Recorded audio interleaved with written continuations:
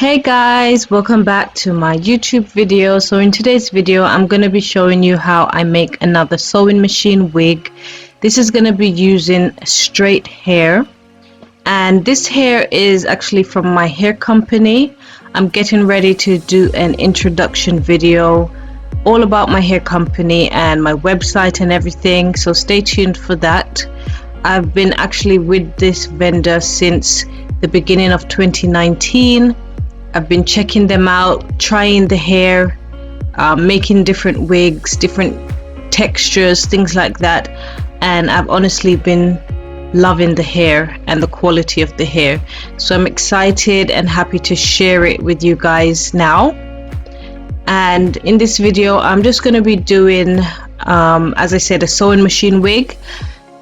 I have lost some of the footage. I do apologize about that, but I will be making more of these videos in the future.